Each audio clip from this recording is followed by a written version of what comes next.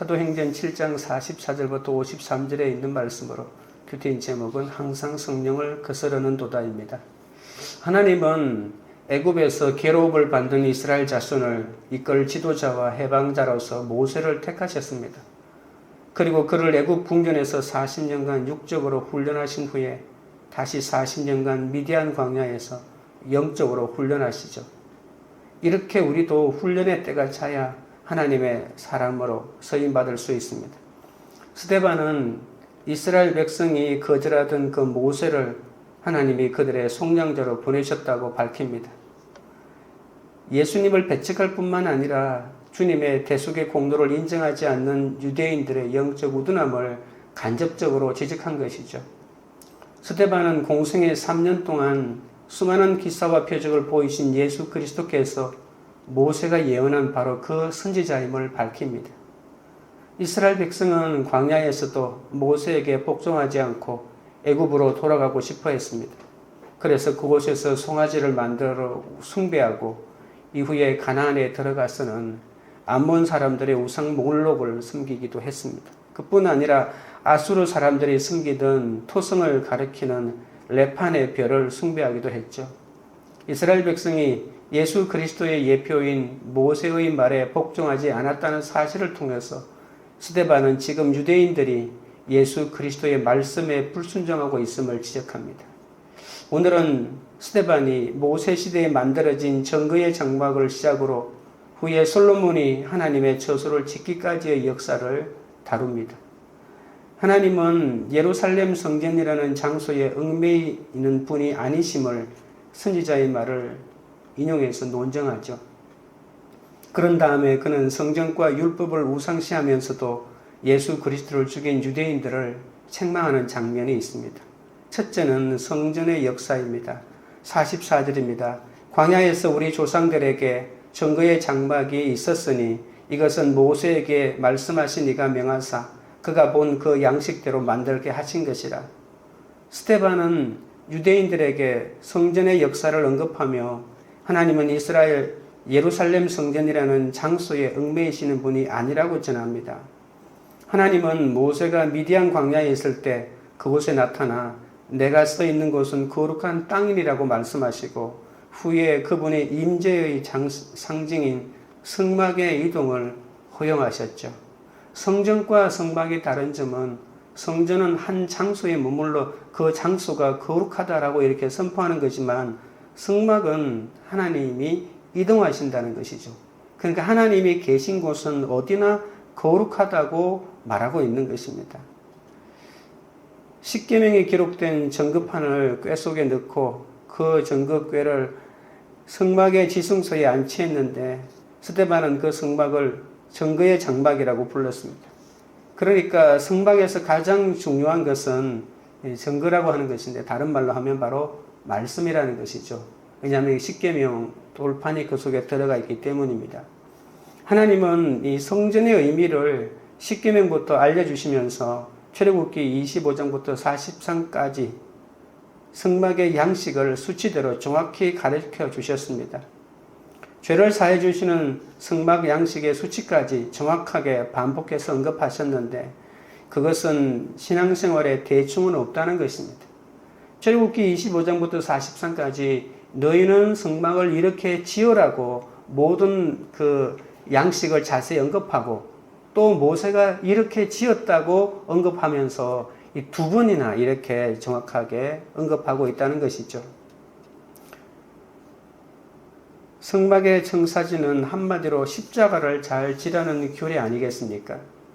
힘드니까 말씀을 사모하고 말씀대로 되니 양식을 기억하고 성전이 지어지는 것입니다. 우리가 하는 바로 큐티가 바로 그 성막 짓는 적용이라고 볼 수 있습니다. 하지만 성막 안은 아름답기만 한 게 아니라 속죄 제물을 드리는 곳이기 때문에 그 짐승들을 잡는 그 피튀기는 그 처참한 장면이 있기도 하고요. 짐승들이 죽지 않으려고 통곡 소리를 지르는 아비규환의 장소이기도 합니다. 말씀이 아닌 내 방법이 많기 때문에 이것을 가지쳐내야 하기 때문에 그러니까 양을 잡는다는 것은 나 자신을 잡는 거잖아요. 내가 죄를 지었다고 했을 때 내가 죽을 수는 없으니까 짐승을 죽이는 건데, 그때 짐승 머리 위에 안수할 때 내가 바로 짐승이 된다는 의미입니다. 그래서 내가 그 짐승을 죽일 때 단지 짐승이 죽는 것이 아니고 바로 내가 죽는 것이거든요. 그러니까 짐승들이 자기를 죽일 때 가만히 있지 않습니다. 그래서 내 자신을 하나님의 방법이 아닌 세상의 가치관대로 살아가고 있는 내 모습을 가지치게 하는 이것이 바로 이 성전에서 짐승을 잡는 것이라고 볼 수가 있는 것이죠. 그런데 이스라엘 백성들은 성막을 섬기면서도 음란하게 바알보올과 몰래우상을 같이 섬겼다는 것입니다.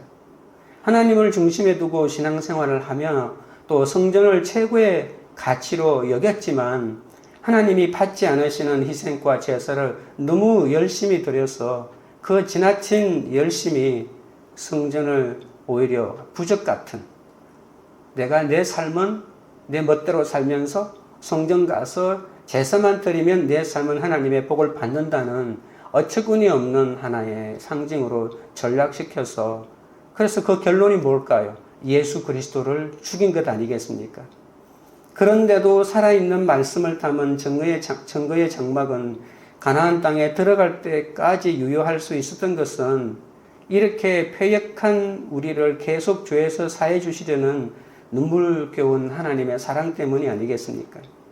그래서 보이는 성전도 주셔야 합니다. 혼자서는 회개를 못하기 때문에 공동체를 주시고 또 목장 나눔을 통해서 회개하고 또 죄를 사해 주시는 그 하나님의 사랑에 우리가 반응할 수 있게 되는 것이죠. 45절 46절입니다. 우리 조상들이 그것을 받아 하나님이 그들 앞에서 쫓아내신 이방인의 땅을 점령할 때에 여호수아와 함께 가지고 들어가서 다윗 때까지 이르니라. 다윗이 하나님 앞에서 은혜를 받아 야곱의 집을 위하여 하나님의 처소를 준비하게 하여 달라고 하더니, 광야 40년이 끝나고 가나안에 정착한 후에 하나님은 예수님의 예표인 여호수아를 통해 이방인을 다 쫓아주셨습니다. 그리고 다윗의 때에 이르러 다윗은 하나님의 처소를 준비하게 해달라고 하나님께 기도하죠. 스데반은 오늘 46절 중간쯤에 보면 야곱 집을 위하여라고 이렇게 말합니다. 그것은 우리의 성정이 얼마나 야곱처럼 악하고 음란한 죄인인지 알라는 것입니다. 하나님은 다윗이 전쟁에서 피를 많이 흘렸기 때문에 성전 건축을 거절하셨지만 그 마음은 기뻐 받으셨죠. 다윗은 그리스도로 인해서 영원한 왕위를 이어갈 것이기 때문에 하나님이 그 영원한 집을 다윗을 위해 지어주겠다며 영원한 다윗 언약을 주십니다. 우리가 잘 알고 있는 사무엘하 7장에 나와 있습니다. 성전 건축을 거절한 하나님께 다윗은 주님께 해드릴 수 있는 것이 없어서 주님이 복을 주시지 않으면 살 수 없는 죄인임을 오히려 고백하죠. 하나님은 사람이 자신의 주제를 아는 것을 제일 기뻐하십니다. 선한 뜻으로 하고 싶은 일이 너무 많고 하나님 때문에 할 수 없는 일도 많지만 분별하며 순종하고 적용하다 보면 내 몸에서 나올 영적 후손들이 어마어마한 성전을 지어간다는 것이죠. 47절입니다. 솔로몬이 그를 위하여 집을 지었느니라. 솔로몬이 성전을 지을 때도 그곳에 임재하셨습니다. 그러나 하늘은 나의 보좌요 땅은 나의 발판이니 너희가 나를 위하여 무슨 집을 지으랴 라고 하는 이사야 66장 1절에 있는 말씀처럼 하나님은 어느 한 곳만을 거룩한 땅으로 정하지 않으셨습니다. 정말 이스라엘 백성들은 착각했죠. 어떤 거룩한 땅이 있다고. 그래서 그곳에만 가면 하나님을 만날 수가 있다고. 그것이 바로 예루살렘 성전이라고 생각했는데 하나님은 나중에 이 생각마저도 허무십니다. 그래서 이스라엘 백성들이 가나안에 있다가 바벨론에 포로로 잡혀갔었을 때 성전이 완전히 무너지지 않았습니까? 그때 이스라엘 백성들이 신앙이 절단나야 합니까? 왜냐하면 이스라엘 백성들은 장소의 신앙이라고 하는, 장소가 거룩하다라고 하는 그런 관념을 가지고 있었는데, 그런데 이 성전이 없어지면 이스라엘 백성들은 모든 신앙이 무너질 것 같았는데 바벨론의 포로로 잡혀갔었을 때도 그들이 그곳에서, 성전이 없는 그곳에서도 신앙을 신실하게 지킬 수 있었던 것은 이제 이스라엘의 신앙은 장소의 신앙이 아니고 시간의 신앙이다라고 하면서 일주일 중에 하루가 이 시간이 거룩하다고 안식일을 철저하게 지키는 전통이 그때부터 또 확실하게 생겼거든요. 그래서 장수의 신앙에서 시간의 신앙으로 이동하면서 새로운 신앙의 형태로 자리 잡아갔던 것입니다. 그렇게 솔로몬 때에 와서 성전을 지었는데 애굽에서 나온 지 약 490년 정도 지난 후였습니다. 그러니까 가시적인 성전이 세워지는 것을 바라지 말고 눈앞에서 뭔가 되려고 하지 말라는 것입니다. 스데반은 내가 내 몸에서 내 실을 내 뒤에 세워 그의 나라를 견고히 하리라. 나는 그의 나라 왕위를 영원히 견고하게 하리라고 하는 이 다윗 언약을 예언해 주시고 솔로몬이 아닌 예수 그리스도께서 이 예언을 적용하고 있는 것입니다. 왜냐하면 이 솔로몬이 다윗의 위를 이어받고 또 솔로몬의 자녀가 이 왕위를 이어받고 했지만 그렇게 몇백 년 가지 못하거든요. 그러면 하나님이 주신 이 말씀이 거짓이 아닌가라고 하겠지만 이 다윗 언약이라고 하는 사무엘하 7장을 중심으로 나와 있는 이 나단 신탁은 솔로몬에 의해서 이루어지거나 다윗의 육적인 후손에 의해서 이루어지는 것이 아니라 바로 예수 그리스도에게 완전히 이루어졌다는 것입니다. 솔로몬도 하나님이 어떻게 성전에 거하시겠느냐 하면서 성전에서 속죄를 위한 통곡과 피 흘림의 회개가 있다면 이곳을 보시옵소서라고 기도를 했던 것이죠. 성전은 우리들의 거룩함을 위해 하나님이 죄인들과 만나는 곳이기 때문에 하나님이 지어주셔야만 하는 것입니다. 다른 말로 하면 하나님의 임재가 있어야만 성전이지 하나님이 없는데 성전이 있다라고 하는 건물이 있다라고 하는 그 이유 하나만으로 그것이 거룩하다고는 볼 수가 없다는 것입니다.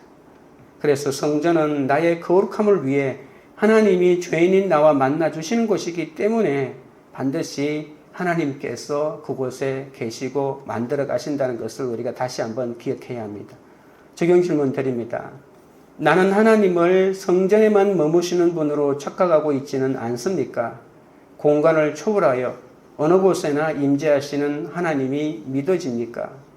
둘째는 성전 우상화에 대한 비판입니다. 48절입니다.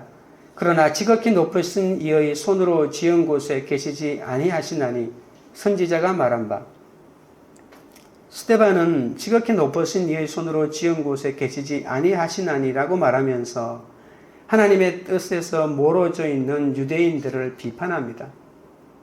당시 성전 제사가 타락할 뿐만 아니라 유대인들은 성전 건물 자체를 우상화했습니다. 하나님은 사람이 손으로 지은 곳에 계시지 않습니다. 그런데도 우리는 내 손으로 지은 곳에 계시다며 자기 생각으로 꽉 차 있죠. 오늘날 하나님의 정거의 장막은 바로 성도들의 몸입니다. 성도들은 자신이 하나님의 움직이는 산 성전이자 걸어다니는 성전이라는 사실을 잊지 말아야 합니다. 그래서 세상 사람들에게 자신의 말과 행동을 통해 하나님의 존재를 나타내고 그 뜻을 전하는 사명을 지닌 성전이라는 것입니다. 성전이 거룩해야 하는데 동성애나 온갖 음란물을 보고 술과 담배, 마약까지 하면서 정거의 장막이 될 수는 없습니다. 하나님과 나는 인격으로 만나고 또 한 몸이기 때문에 부딪히는 것이 있지만 늘 동행하시면서 말씀으로 나를 가르쳐 주십니다. 49절부터 50절입니다. 주께서 이르시되 하늘은 나의 보좌여 땅은 나의 발등상이니 너희가 나를 위하여 무슨 집을 짓겠으며 나의 안식할 처소가 어디냐? 이 모든 것이 다 내 손으로 지은 것이 아니냐 함과 같으니라. 스데반은 이 이사야 66장 1절 2절을 인용합니다. 그래서 하나님은 내가 너희에게 지어준 화려한 집에서 사는 것이 내 일이 아니고 회개하고 통회하고 마음이 가난한 자들을 돌아보신다고 하는 하나님의 존재를 다른 의미로 말씀하고 계시죠. 그리고 계속해서 성령의 성전에 대해서 손으로 지은 것에 대해 집착하지 말라고 하면서 이 스데반의 설교를 마무리합니다. 눈물로 죄를 회개하고 내 힘으로는 아무것도 할 수 없는 죄인이라고 고백하고 각자의 성전을 잘 짓고 가는 것이 중요하다는 말입니다. 매일 큐티 말씀에서 설명해 주시는 양식대로 나의 연약과 약함을 주님께 회개하며 늘 나와 동행하시는 하나님과 유형무형의 성령의 성전을 잘 지어가야 할 것입니다. 하나님은 우리가 만든 성전에 갇혀 계시는 분이 아니십니다. 그분은 천지에 충만하신 분으로 그 어떤 성전도 하나님이 창조하신 피조물을 활용해서 지은 또 다른 피조물에 불과할 뿐이죠. 수경 질문 드립니다. 손으로 지은 것에 집착하며 그것을 우상처럼 섬기지는 않습니까? 내가 우상으로 삼고 있는 피조물은 무엇입니까? 셋째는 율법을 지키지 아니하였도다입니다. 51절입니다. 목이 곧고 마음과 귀에 환례를 받지 못한 사람들아 너희도 너희 조상과 같이 항상 성령을 거스르는도다. 지금까지 스데반은 자기 감정을 드러내지 않고 예수 그리스도의 복음의 정통성과 유대인의 오류를 이스라엘의 역사를 통해서 하나씩 논증했습니다. 그리고 율법과 성전을 절대시하는 그들 스스로가 율법을 어기며 성전을 우상시하는 잘못을 범하고 있음을 간접적으로 지적했죠. 그런데 이 설교 마지막 부분에서 스데반이 죽을 작정을 하고 유대인들의 죄악을 직접적으로 그리고 신랄하게 지적하기 시작합니다. 하나님과 이스라엘 성전을 동일시하며 우상시했던 조상들이 이를 지적하던 선지자를 죽인 것처럼 너희도 똑같이 예수님을 죽였다고 말하는 거죠. 목이 곧고 마음과 귀에 할례를 받지 못했기 때문에 거스른다고 말합니다. 이것은 완고하고 교만하다는 뜻이지 않습니까? 그래서 이스라엘 백성들은 항상 그 교만한 그들의 성향을 말할 때 목이 곧은 백성이라고 하는 표현을 많이 씁니다. 특히 광야 시대에 금송아지를 만들어 우상을 섬기는 이스라엘 백성들이 하나님이 책망하실 때도 목이 곧은 백성이라고 출애굽기 33장에 지적하거든요. 인간은 태생이 지옥불의에서 올라온 교만이 있기 때문에 이렇게 성령을 거역하고 그의 말씀을 불순종하게 만드는 거죠. 마음과 귀에 할례 받지 못했다고 하는 말은 이스라엘 백성들은 문자적으로는 할례를 받았잖아요. 그런데 하나님의 계시에 대한 불순종과 무응답에 있어서는 하나님의 뜻을 알지 못하는 이방인과 하나도 다를 것이 없다는 뜻입니다. 그들은 성전을 사모하고 살면서 할례를 자기 몸에 행하였지만 동시에 몰록 우상을 섬기고 또 토성의 신 레판을 섬기는 그런 태도를 보였기 때문에 그 결론으로 성전의 주인이신 예수님을 십자가에 못 박았지 않습니까? 52절입니다. 너희 조상들이 선지자들 중에 누구를 박해하지 아니하였느냐? 의인이 오시리라 예고한 자들을 그들이 죽였고 이제 너희는 그 의인을 잡아준 자요 살인한 자가 되나니. 이스라엘 조상들의 문제는 의인을 핍박한 것이죠. 의인이 올 것이라고 예고를 했는데 그들은 그를 환영하지 않고 오히려 핍박하고 죽였다는 겁니다. 전승에 의하면 이사야는 므낫세 왕이 그 톱으로 켜서 죽였다고 말합니다. 그리고 예레미야는 애굽으로 강제로 끌려가서 그곳에서 돌에 맞아 죽었습니다. 조상들은 왜 그렇게 선지자들을 죽였을까요? 그것은 자신들이 신앙을 독점하고 하나님마저도 독점하고 있다고 생각했기 때문입니다. 그러나 선지자들이 그들의 잘못된 예배 개념을 정확하게 지적하고 회개를 촉구하자 그들은 견딜 수 없다는 것이죠. 하나님의 사람을 대적하면 하나님을 대적한다는 것을 몰랐습니다. 자신들이 가지고 있는 종교 체제, 그것이 바로 곧 하나님이라고 여겼던 것이죠. 스데반은 지금 예언자의 심정으로 이스라엘의 죄를 지적하고 있습니다. 마태복음 23장 30절에 의하면 유대인들을 이렇게 말합니다. 만일 우리가 조상 때에 있었더라면 우리는 그들의 선지자의 피를 흘리는 데 참여하지 아니하였으리라. 그러니까 유대인들이 예수님 당시에 만약에 우리가 조상 때에 살았다면 우리는 선지자들을 안 죽였을 것입니다. 라고 말합니다. 그러면서 선지자들의 무덤을 만들고 그곳에 의인들이라고 이렇게 비석까지 꾸밉니다. 그때 그들을 향하여 예수님이 뭐라고 한 줄 아십니까? 예수님은 그들이 그렇게 한다고 하더라도 하나님의 사자들을 계속 박해하기 때문에 선지자를 죽인 조상들의 후손임을 스스로 입증해 준다고까지 말했습니다. 그러니까 바로 선지자 중에 선지자인 예수님을 죽이지 않았습니까? 그러니까 그 조상의 그 후손이라고 볼 수가 있겠죠. 그리고 스데반도 이 예수님의 책망을 이어받아 그대로 이 유대인들을 책망하고 있는 것이죠. 53절입니다. 너희는 천사가 전한 율법을 받고도 지키지 아니하였도다 하니라. 이스라엘이 그리스도를 거부한 것은 그 조상들의 후손이라 어쩔 수 없는 노릇입니다. 조상들이 하나님과 맺었던 언약을 저버렸는데 그 언약의 절정이 바로 예수 그리스도 아닙니까? 그런데 그들이 예수님을 거부하고 죽이는 것은 너무나도 당연한 것이라는 겁니다. 이스라엘 백성은 과거에는 천사의 중계로 주어진 하나님의 율법을 거부했습니다. 이제 하나님은 천사가 아닌 바로 그 약속의 당사자인 그리스도를 직접 보내 말씀하셨지만 그들은 그분마저 십자가에 못 박고 말았습니다. 스데반이 하나님은 손으로 지은 성전에 계시지 않는다고 하고 성전의 주인인 예수 그리스도를 증거하니 이렇게 분기탱천하여 핍박하고 있는 것이죠. 상대방이 이를 갈면 내가 전한 복음이 진짜라는 증거도 됩니다. 유대인으로서 유대인들 앞에서 이야기하는 스데반을 통해 우리가 깨달을 수 있는 것은 구원 때문에 끝까지 사랑해야 하지만 우리 나라, 우리 조상, 우리 부모이기 때문에 무조건 옳다고 하지 않고 객관적으로 볼 수 있어야 한다는 사실입니다. 과거 그들의 조상은 회개를 촉구하던 이사야, 예레미야와 같은 선지자들을 무참하게 잡아 죽였던 그 역사를 가지고 있습니다. 나도 참 선지자이신 예수님을 십자가에 무참히 못 박은 장본인임을 인정하고 나의 패역함을 날마다 회개하며 주님 앞에 나가야 할 것입니다. 적용 질문 드립니다. 조상의 죄를 답습하고 있는 것은 무엇입니까? 내가 예수 그리스도를 십자가에 못 박은 장본인임을 인정합니까? 기도드리겠습니다.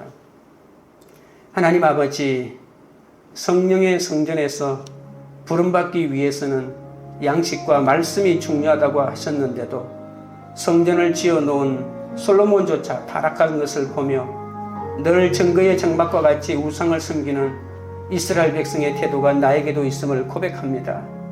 하나님을 잊은 적이 없었다고 공제배를 빠짐없이 잘 드리면서도 내 속에 아직도 변하지 않는 이 세상의 우상을 섬기는 모습이 있사오니 불쌍히 여겨 주시옵소서. 여전히 눈에 보이지 않는 것보다 보이는 것을 더 바라고 우상시하는 저를 용서하여 주옵소서. 우리가 하나님의 성전이고 내 몸이 성전인데 걸어다니는 성전으로서 본을 보이지 못한 것을 불쌍히 여겨주시고 성령의 성전을 짓지 않고 보이는 성전만 지으려고 하는 그 모든 어리석음을 내려놓게 하여 주옵소서. 하나님이 지어주시는 성전을 내가 짓겠다고 고집을 부릴 때가 많습니다. 내가 아이들을 키우고 내가 교회를 키울 수 있다는 어리석은 생각을 내려놓게 하시고 주님이 복을 주시지 않으면 한순간도 살 수 없는 죄인임을 알게 하여 주옵소서. 성전은 나의 거룩함을 위해 하나님이 죄인인 나와 만나주시는 곳이기 때문에 하나님이 지어주심을 잊지 않게 하여 주옵소서. 성전과 율법 자체에 신비한 능력이 있는 것이 아님에도 그것을 신성시하고 고정관념과 편견에 사로잡혀 참된 의인들을 죽이며 살아왔음을 고백합니다. 손으로 지은 것에 집착하며 그것을 숨기지 않도록 도와주옵소서. 이제는 마음의 할례를 행하며 우리의 완고하고 고집센 마음을 회개하도록 역사하여 주시옵소서. 할례를 받고 주님을 숨긴다고 하면서도 하나님의 뜻을 알지 못하는 이방인과 마찬가지의 삶을 살지 않도록 이끌어 주옵소서. 광교리들 교회가 하나님의 진리와 은혜와 뜻을 삶으로 전하는 성령의 성령 공동체가 되도록 역사하여 주시옵소서. 각자 말씀의 양식대로 정욕과 탐심을 가지치게 하며 십자가를 길러 놓고 거룩을 향해 나아갈 수 있도록 붙잡아 주시옵소서. 예수 그리스도 이름으로 기도드립니다. 아멘.